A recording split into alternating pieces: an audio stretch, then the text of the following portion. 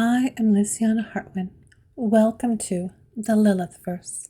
If you find value here, please share, like, comment, and subscribe. What makes a being a god or goddess? Is it divinity, wickedness, or something else entirely? Mankind has always drawn lines between light and dark, good and evil, demon and angel. But what if those lines are nothing more than illusions? What if all immortal beings are shaped not by their nature, but by how they are remembered? Let us begin at the edges of understanding and walk into the shadows. Today we question the boundaries between demons, deities, and celestials, and we wonder, where does Lilith truly belong? Celestials.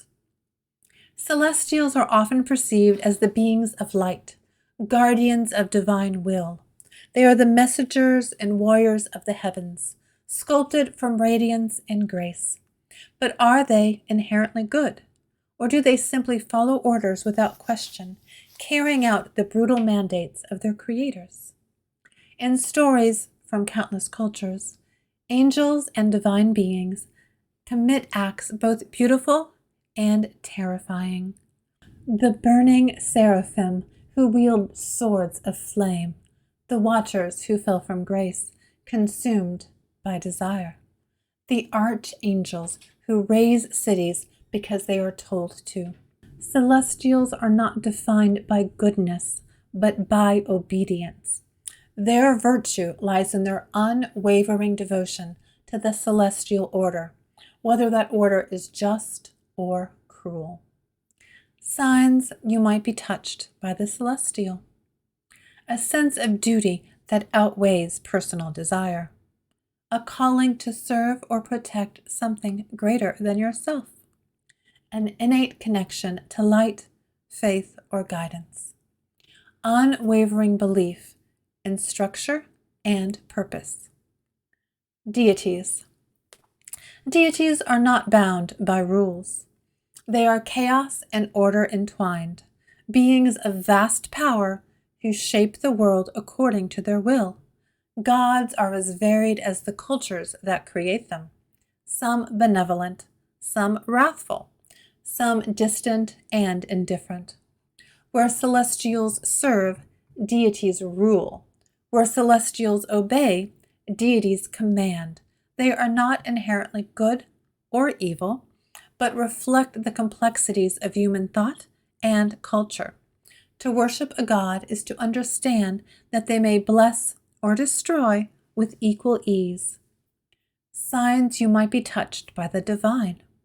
An unyielding sense of purpose and destiny. Charisma and magnetism that draw others to you. A need to create, destroy, or reshape your world. Dreams or visions that feel like commands from beyond. Demons. Demons, in contrast, are cast as the embodiment of sin and defiance. But is a demon truly evil, or simply a rebel?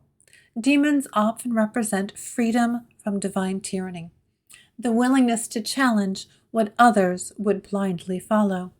They are not monsters by nature, but outcasts, beings who would not bend, who would not be molded by celestial law. They are marked as corrupt because they refuse to submit. Yet not all demons seek destruction. Some protect, some guide, some whisper truths that celestials would silence.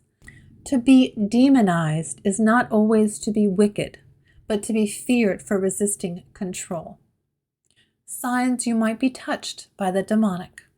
A restless spirit that refuses to be confined. A disdain for blind obedience and unquestioning faith. A desire to explore the forbidden and embrace the unknown. A willingness to challenge oppressive power, even at great cost.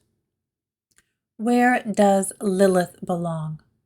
Lilith does not fit neatly into any of these categories. Demon, yes. Deity, perhaps. Celestial, in a way, She was once human, shaped from the same earth as Adam, but she rejected subservience, and thus became something else.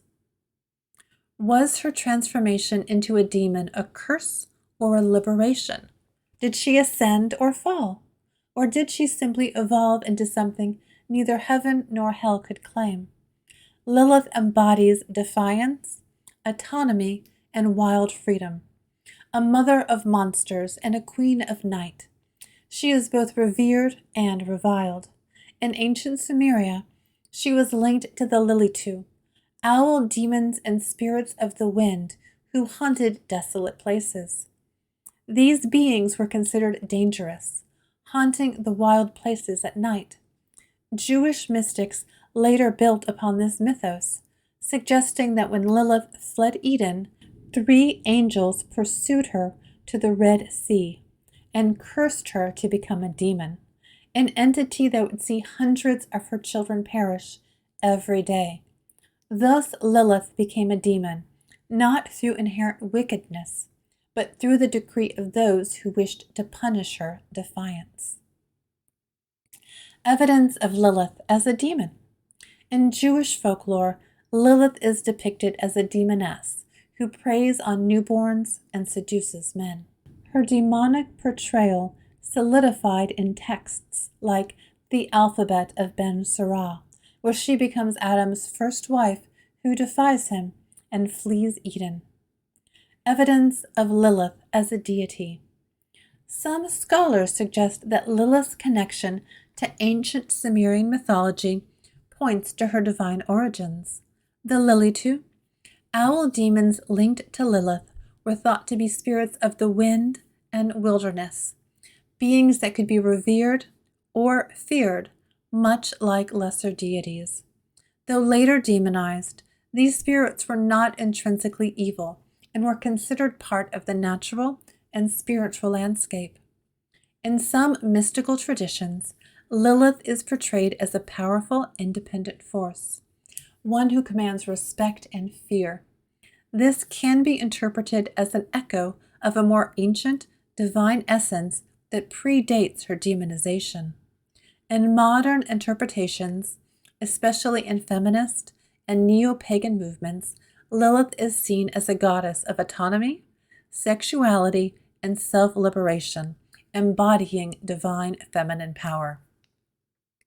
Evidence of Lilith as a celestial. Some interpret Lilith's creation from the same clay as Adam as a mark of celestial origin, an equal being shaped by divine hands, rather than born from mortal lineage.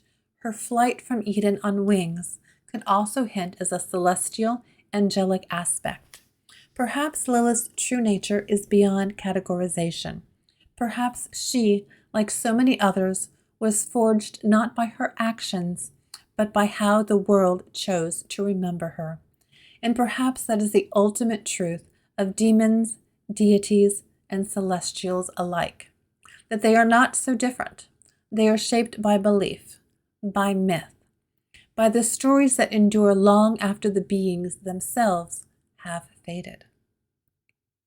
If you find value here, please share, like, comment, and subscribe. I am Luciana Hartwin. Thank you for joining me today here in the Lilithverse.